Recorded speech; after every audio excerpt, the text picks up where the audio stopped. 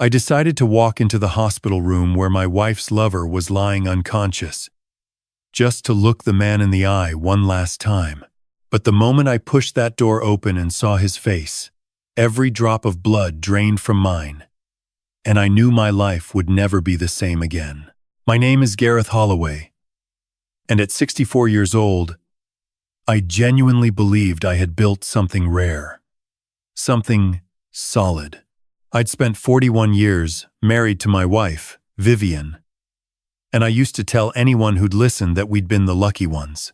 We met in Dunedin in 1983, when I was a structural engineer fresh out of Otago, and she was a primary school teacher with a laugh that turned every dull room warm. We raised one daughter, Imogen, in a weatherboard villa in Christchurch, and after the second quake we moved out to a quiet patch of land near Akaroa, where I thought we'd see out our days walking the harbour and watching the light change over the hills. I was wrong about nearly all of it. It started on a Wednesday in early autumn, the kind of morning where the fog still clung to the harbour and the kettle whistled like the only thing in the house with any urgency.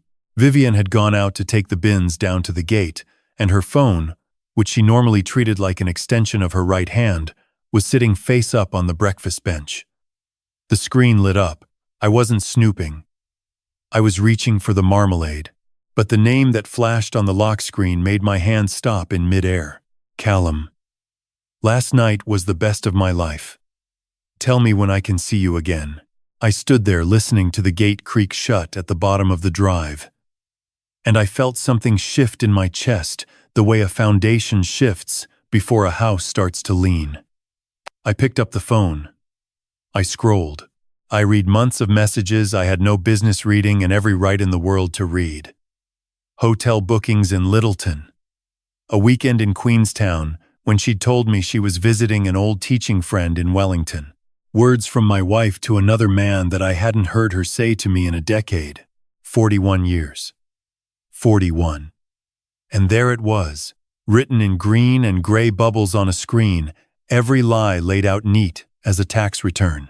When she came back through the door, cheeks pink from the cold, I was sitting at the kitchen table with her phone face up in front of me. She saw it before I said a word. Her hand went to the doorframe and stayed there. "Who is Callum?" I asked. I was surprised by how steady my voice sounded. I felt as though I were watching the scene from somewhere up near the ceiling. She didn't try to lie. I'll give her that much. She crossed to the chair opposite and lowered herself into it, as though her legs had stopped trusting her. The tears came, but I felt nothing for them. 41 years of every tear meaning something. And now, I just watched them fall like rain on a window. I was no longer sitting beside. "How long?" I asked. 4 months, she said. "How old is he?" She hesitated. That hesitation told me more than the answer did. 31, she whispered. 31. Younger than our daughter Imogen by 2 years. Young enough to be the son we'd never had. The thought made the marmalade jar on the bench look obscene, like a relic from a museum of someone else's life. "Where?" I said. "The Beach Lodge in Littleton. He's a junior architect. He works at the firm, renovating the new harbour offices. I met him at the consultation in February. 4 months. While I was building her a raised garden bed for her 63rd birthday. While I was driving down to Timaru to pick up the new heat pump because she said the old one wasn't keeping the bedroom warm.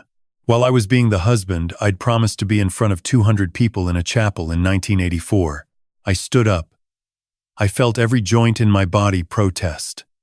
I walked out the back door, down through the lemon trees, and stood at the fence looking out at the harbour for I don't know how long. When I came back in, she was still in the chair. She hadn't moved. "I'm going to my brother's in Sumner," I said. "I'll be back when I'm ready to look at you again." I stayed with my brother Lachlan for 3 nights. He didn't ask many questions.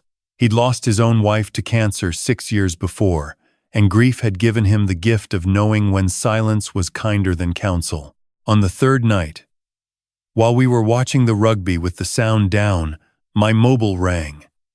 It was a woman I didn't know. "Mr. Holloway," she said. "My name is Sister Tane from Christchurch Hospital. Your wife asked me to ring you. There's been an accident on State Highway 75. A young man named Callum Whitford. Your wife is here and she's quite distressed. She thought you ought to know." I stood up so fast I knocked over Lachlan's beer. He looked at me, and I looked at him, and I think he understood what was happening even though I hadn't told him a word about any of it. "Don't go in there with your fists up, Gareth," he said quietly. "Whatever you do, don't go in there to make it worse." I drove from Sumner to Christchurch Hospital in 23 minutes. The whole way, I rehearsed what I was going to say to this Callum Whitford. I imagined his face. I imagined a smug young man with too much hair and a smile that said the world owed him something. I imagined every cliché my anger could manufacture on a stretch of motorway between Sumner and Riccarton. I parked in the visitors' building and rode the lift up to the 4th floor. The corridor smelled the way hospital corridors always smell, like antiseptic and tired coffee and other people's worst days. The young woman at the nurse's station looked up. "I'm here for Callum Whitford. Are you family?" I paused. "I'm a family friend. His mother asked me to come." She nodded and pointed me down the corridor. Room 416.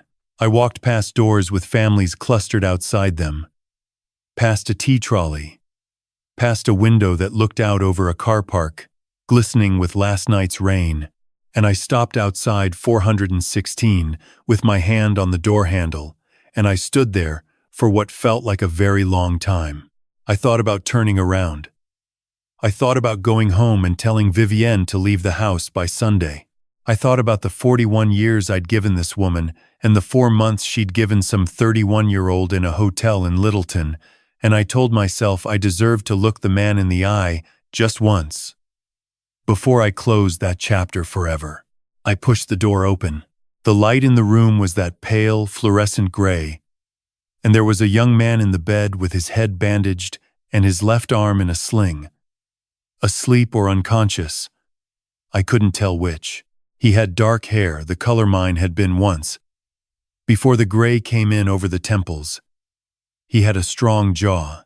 He had a small scar on his chin in the same place I had one, from where I'd come off my bike on Beeley Avenue when I was 11 years old. I put my hand on the doorframe to keep myself upright. I looked at his hands resting on the white blanket. The right hand was uninjured. His fingers were long and his little finger curved very slightly inward at the last knuckle. The way mine did. The way my father's had. The way my grandfather's had in every photograph I'd ever seen of the man. I'd been in that room for less than 30 seconds, and I already knew. My body knew before my mind would let me say it. I knew it the way you know the smell of your own house when you walk in after a long trip. A nurse came in behind me carrying a clipboard. She was middle-aged and brisk, and she stopped short when she saw my face. "Sir, are you all right?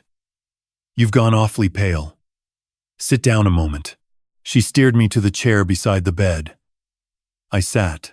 "Are you family?" she asked, glancing between me and the young man on the bed. "I'm sorry. I shouldn't presume, but the resemblance is rather remarkable. Are you his father?" The word landed somewhere in the middle of my chest and stayed there, hot and heavy as a coal. "I don't know," I said. She gave me a strange, careful look, the kind nurses give when they realize they've walked into something they shouldn't have, and she busied herself with his chart. "Well, he's stable. Concussion, fractured collarbone, 3 broken ribs. The car came across the center line on the Akaroa road. He'll wake up by tomorrow morning, the doctors think." "Are you the person his next of kin asked us to call? Vivienne Holloway?" "Yes," I said. "I'm her husband." She didn't quite know what to do with that, so she nodded once and left. I sat in that chair for an hour. I looked at his face, this stranger, who wasn't a stranger, and I tried to do the maths. He was 31. He'd been born in 1994. Vivienne and I had separated for almost 4 months in 1993 When Imogen was 4 years old and I'd taken a contract up in Whangarei because we couldn't stop fighting about money and about whether we were going to have another child. I'd come home that September, and we'd reconciled. And the next year, in 1994, she'd flown to her aunt's in Brisbane for what she called a long rest. 3 months. She'd come back thinner and quieter, and we'd never quite spoken about that trip again. I rang her. She answered on the first ring. Her voice was small. "Gareth." "Vivienne," I said. "Is the man in this hospital bed my son?"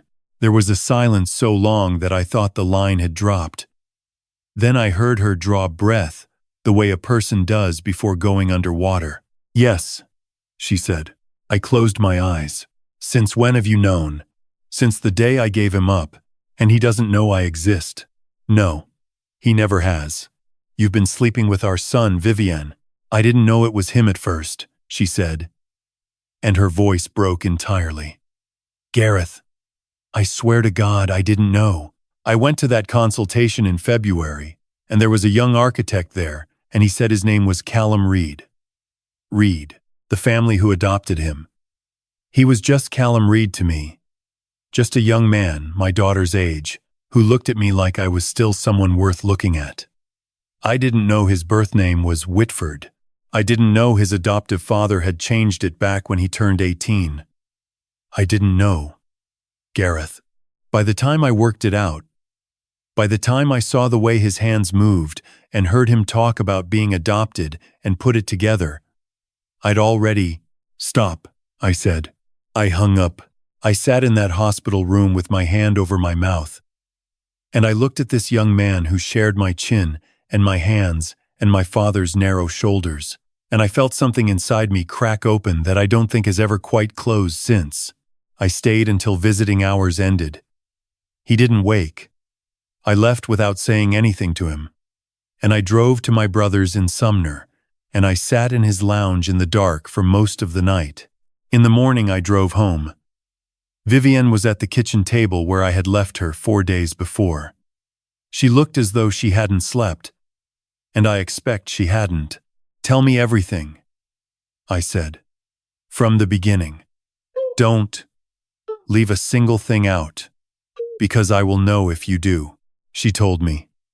The 1993 separation. How she'd been so angry at me for taking the Whangarei contract that she'd gone out one Friday night with the women from her school and met a man at a pub in Riccarton. His name was Daniel Ride. He worked nights at a printing press. He'd been kind to her at a moment when she'd convinced herself I wasn't going to come back. They'd seen each other for 6 weeks. Then I'd rung from Whangarei and said I'd been an idiot and I was coming home, and she'd ended it that same night.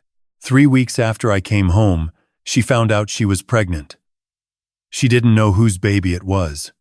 She panicked. She rang Daniel Reed. He told her his wife had been trying for 7 years and couldn't carry. He begged her. He said they'd raise the child. He said she'd never have to know anything other than that the baby went to a good home. So she flew to Brisbane in 1994 and came home without him. "I didn't know he was yours, Gareth," she said.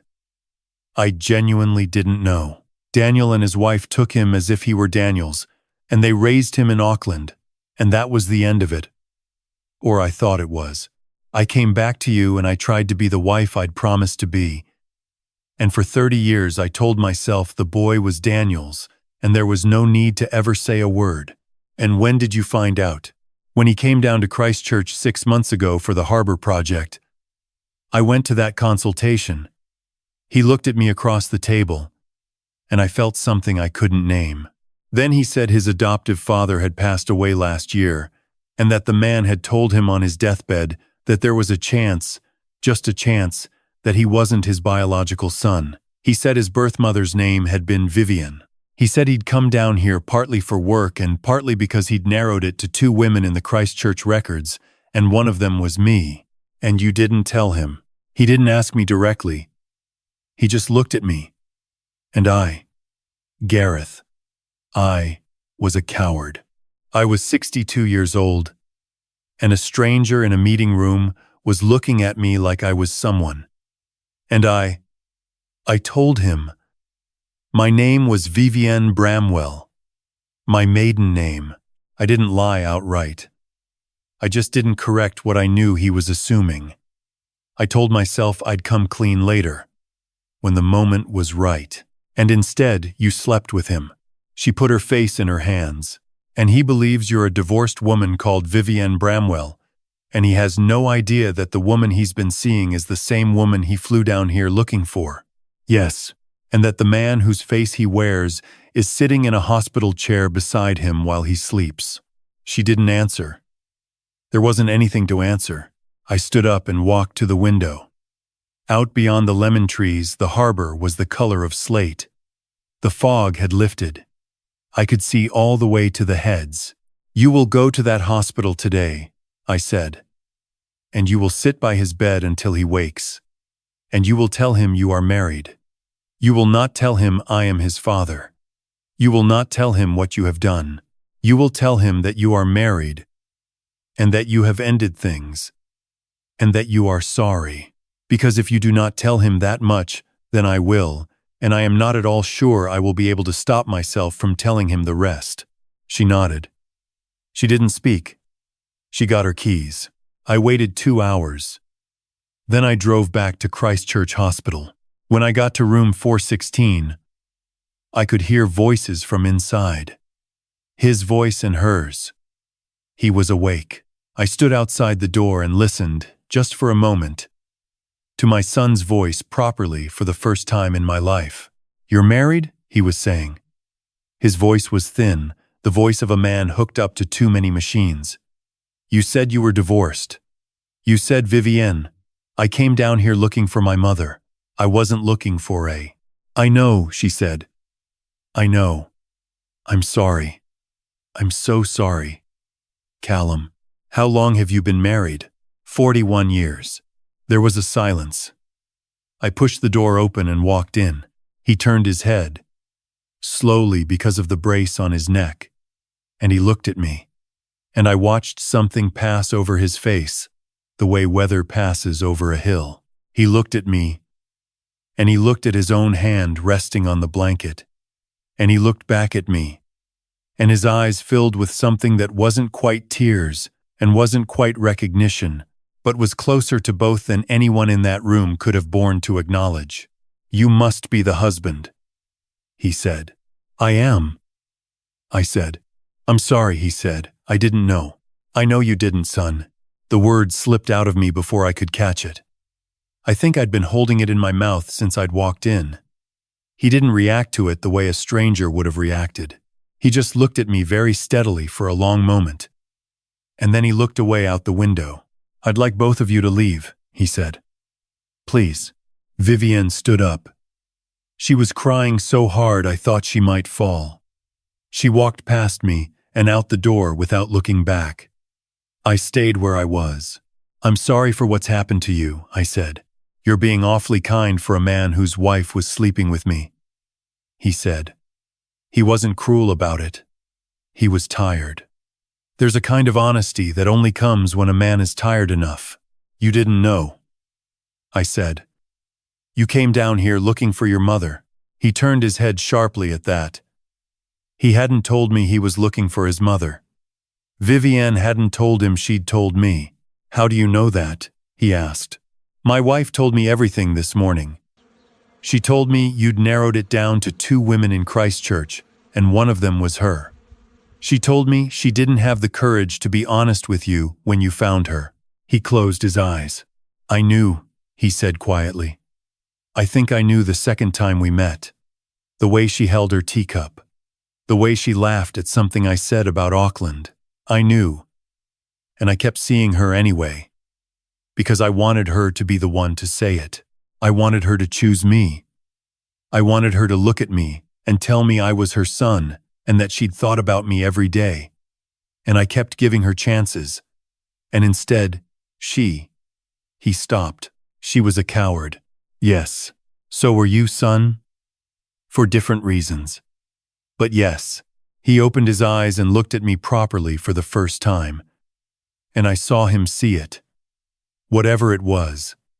The chin, the shoulders, the hands. He saw it the way I had seen it the day before.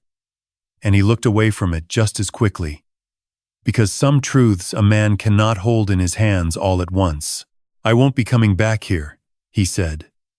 Once I'm out of this bed, I'm going back to Auckland, and I'm not going to contact her again. I'd asked the same of her. You'll have it, I said. I stood there a moment longer. There was a question in his face he wasn't going to ask. There was an answer in mine I wasn't going to give. We looked at each other across that gap, and we both let it stand.